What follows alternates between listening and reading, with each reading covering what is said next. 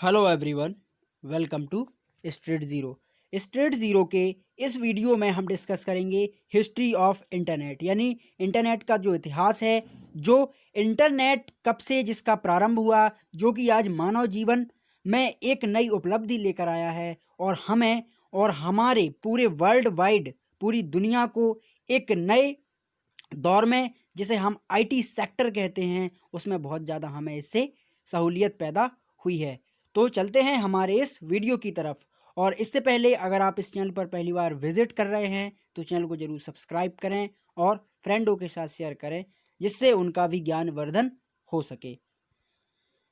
Internet internet एक global area है जो कि कनेक्ट करता है for world wide in computer system across the internet. Data is the traveller via telephone companies, यानी जो इंटरनेट डाटा के थ्रू पूरी दुनिया वर्ल्ड वाइड एक ग्लोबल वाइड कनेक्ट है एक दूसरे से आपस में।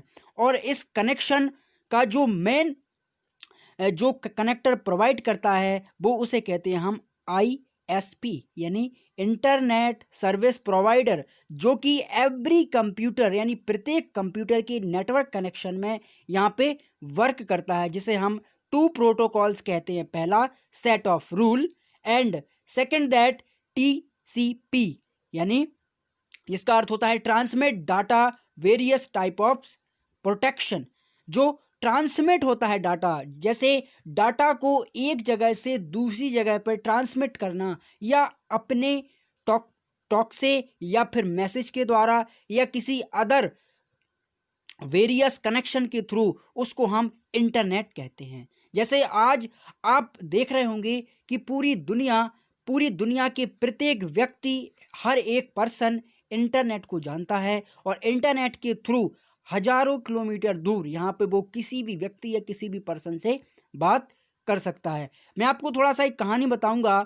जब टेलीफोन का आविष्कार हुआ, और टेलीफोन में सबसे पहले जो आविष्कारक टेलीफोन के थे, साइंटिस्ट ग्राहम बेल जी, उन्होंने अपनी मिसेज को जैसे ही कॉल किया तो सबसे पहले हेलो बोला। यानी उन्हें यहाँ पे बिलीव नहीं हो रहा था उस टाइम पे कि कोई ऐसी भी कोई टेक्नोलॉजी या ऐसी भी कोई चीज़ होगी जो हजारों किलोमीटर दूर हमें बिना वायर के, बिना किसी कनेक्शन के, यहाँ पे एक जगह से दूसरी जगह पे हम उससे बात कर सकेंगे, या फिर उसके थ्रू हम आदान प्रदान कर सकेंगे। वैसा ही वर्क होता है फॉर इंटरनेट का।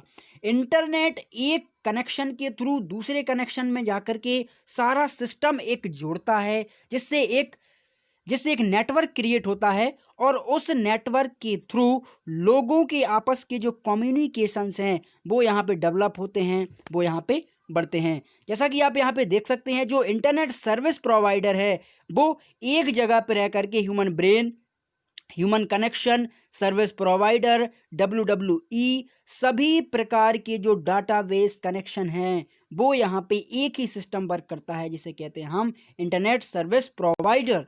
और इंटरनेट का ही मतलब यही होता है कि इंटर तरीके से, यानी वास्तविक क्षमताओं के द्वारा एक आपस में हम कनेक्ट कर सकें लोगों को, एक कनेक्शन के थ्रू सभी व्यक्तियों को या सभी लोगों को एक प्लेटफॉर्म पर उन्हें लाकर उनकी कम्युनिकेशन स्किल्स को बेटर कर सकें, उनके वार्तालाप स्किल्स को बेटर कर सकें। क्योंकि आप ये वीडियो भी अगर किसी प्लेटफॉर्म पर देख रहे हैं यूट्यूब पर, तो वो भी एक कम्युनिकेशन स्किल्स और इंटरनेट का ही एक कमाल है कि आप हमसे और हम आपसे कनेक्ट हो पा रहे हैं। नेक्स्ट, एक सर्विस होती है जिसको कहते हैं हम आईएसपी। आईएसपी यानी इंटरनेट सर्विस प्रोवाइडर, इसने सबसे पहले जो कि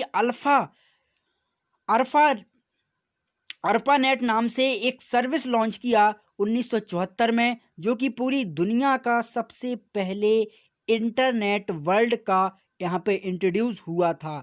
और इसने दुनिया को बताया कि कोई ऐसी एक टेक्नोलॉजी, ऐसी एक सर्विस है जो हमें आपस में कनेक्ट कर सकती है, हमें आपस में जोड़ सकती है। फिर उसके बाद 14 अगस्त 1995 में इसी इंटरनेट सर्विस प्रोवाइडर ने भारत के विकास संचार निगम लिमिटेड के से मिलकर के यहाँ पे एक समझौता किया, और भारत में यहाँ पे इंटरनेट की सर्विस यहाँ पे लॉन्च की। मैं आपको एक कहानी बताना चाहूँगा एलॉन मस्क की। एलॉन मस्क को आप जानते होंगे, जो कि दुनिया के सबसे प्रभावशाली व्यक्तियों में से और सबसे जो दूरदृष्टि रखते हैं फ्यूचर प्लानिंग, उनमें वो फर्स्ट एंड सेकंड रैंक पर यहाँ पे आते हैं। और उनकी कंपनी है एक स्पेस एक्स और दूसरी कंपनी है टेस्ला, जो कि टेस्ला कार एंड जो गाड़ियों का निर्माण करती है, और स्पेस एक्स रॉकेट लॉन्चर एक कंपनी है, एक स्पेस एजेंसी है। तो एलॉन मस्क का जो फ्यूचर प्लानिंग है कि पूरी दुनिया को यहाँ पे मैं इस तरीके से ग्लोबल वाइज कनेक्ट करूँगा। एलॉन मस्क का ये कहना है कि सभी व्यक्तियों को, चाहे वो पहाड़ पर हों, समुद्र के हजारों किलोमीटर गहराई नीचे हों, वहाँ पे भी उन्हें इंटरनेट यहाँ पे प्रोवाइड होगा, इंटरनेट उन्हें यहाँ पे मिलेगा। इस सिस्टम को या इस टेक्नोलॉजी को हम कहते हैं all global of the world connect for internet. तो हमारे या पूरी दुनिया के सबसे जो दूरदर्शिता रखने वाले व्यक्ति एलॉन मस्क ने इस पर वर्क चल रहा है, और वो भविष्य में ऐसी टेक्नोलॉजी का जरूर एक कामयाब और एक नायाब जरिया निकालेंगे हम सभी लोगों के लिए।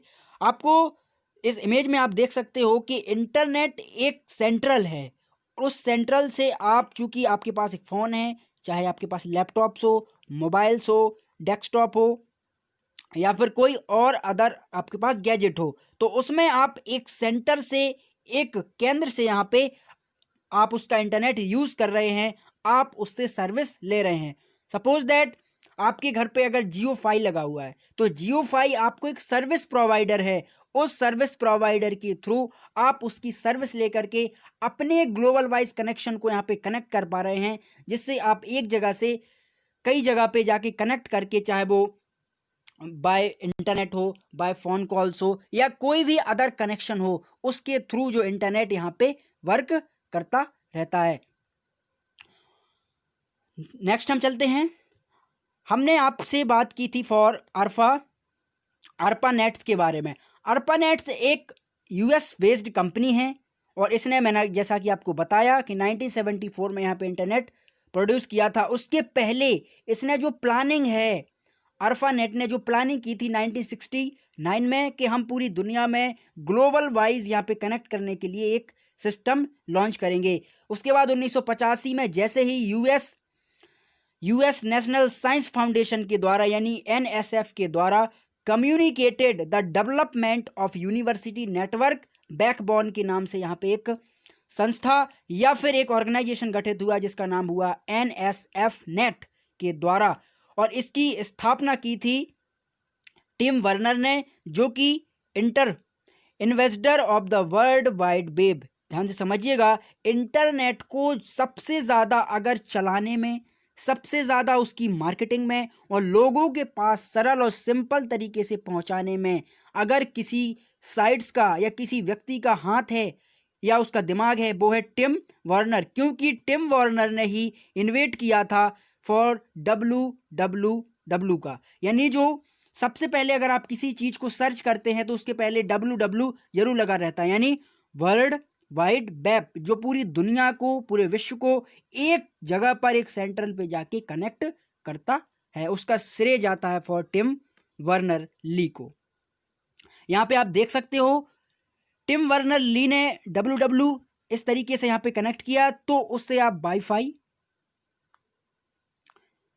मोबाइल फोन्स, लैपटॉप्स, डेस्कटॉप या फिर कोई और ऐसा लोकेटर जिससे आप दूर की चीज़ों को यहाँ पे कंट्रोल कर सकते हैं। जैसा कि आपने एक ऐसा एसी आता है जिसको आप बाहर जाके भी अपने घर का रूम टेम्परेचर यहाँ पे कंट्रोल कर सकते हैं। उसका भी यही काम है कि WW यानी इंटरनेट के थ्रू, वर्ल्ड वाइड वेब के थ्रू यहाँ पे आप वाईफाई के द्वारा उसको यहाँ पे कंट्रोल कर पा रहे हैं, उसको कनेक्ट कर पा रहे हैं। तो for this benefit of internet. Next हम चलते हैं, internet and WWE। Internet is the collection of connected computer thoughts, a gateway by which the information that storage in database service and transferred from the one computer to another base and desktop। यानी internet का main एक सरल रूप में अगर हम कहें तो अर्थ ये होता है कि कम्युनिकेशन जो है वो इंफॉर्मेशन जो ट्रांसफ़र करता है, चाहे वो स्टोरेज हो या डाटाबेस हो, उन सभी का ट्रांसफ़र करता है for one computer to another gadget, चाहे वो लैपटॉप हो, डेस्कटॉप हो, पीसी हो या फिर कोई और अदर गैजेट्स हो, तो उसमें वर्क करने का काम करता है फॉर इंटरनेट। और इंटरनेट का ही सर्विस प्रोवाइडर फॉर WWW यानी वर्ल्ड वाइड वेब, इसका मेनली वर्क होता है for web is the software that use to retrieve that information requested by the user, यानी यूजर के द्वारा जो इंफॉर्मेशन यहाँ पे रिक्वेस्ट की जाती है। जैसे सपोज दैट आपने गूगल खोला, गूगल में आपने स्ट्रीट जीरो डाला, तो स्ट्रीट जीरो आप जैसे ही वहाँ पे सर्च करोगे तो वहाँ पे आपको वेबसाइट तुरंत खुल जाएगी या फिर तुरंत आपको यूट्यूब की साइट खुल जाएगी। तो इसी साइट को कनेक्ट करने वाला वर्क जो होता है वो WW का होता है, यानी वर्ल्ड वाइड वेब का यहाँ पे होता है। इंटरनेट के जो फाउंडर्स हैं फॉर रॉबर्ट ई कोहेन और विनक्राफ्ट, रॉबर्ट ई कोहेन और विनक्राफ्ट, यहाँ पे आप देख सकते हो। नेक्स्ट हम चलते हैं कुछ इनोवेशंस के बारे में, यानी 1989 में जब फॉर सर्च इंजन का अनावरण हुआ 1989 में, जिसका नाम है ट्रैफिक मॉजिक। सबसे पहले इंटरनेट ने इसी को लॉन्च किया, ट्रैफिक मॉजिक को, जिसमें आप कुछ भी चीज़ सर्च कर सकते हो। चूंकि इसके पास ज़्यादा डाटाबेस नहीं था इसलिए ज़्यादा दिन तक नहीं चल सका, या इसी को इनोवेट करके या इसी में और सुधार करके उसके बाद एक नया सर्च इंजन लॉन्च हुआ जिसका नाम है इंटरनेट एक्सप्लोरर ब्राउज़र। ये ऑलमोस्ट सभी कंप्यूटर्स, सभी लैपटॉप्स में आपको यहाँ पे देखने को मिल जाएगा, जिसका अनावरण हुआ था 1994 में। और इसी 1994 में आया था एक सर्च इंजन जिसका नाम था याहू। याहू आपने नाम जरूर सुना होगा। उसके बाद 1992, इसके पहले एक और आया था यूज़र जिसका नाम था ग्राफिकल वीडियो म्यूज़िक, जो कि एक म्यूज़िक वीडियो यहाँ पे लॉन्च करता था। और चूंकि आप कोई गाना वीडियो यहाँ पे डाल सकते हो और इसमें आप यहाँ पे इसका यूज़ कर सकते हो। उसके बाद 1998 में गूगल का यहाँ पे अनावरण हुआ।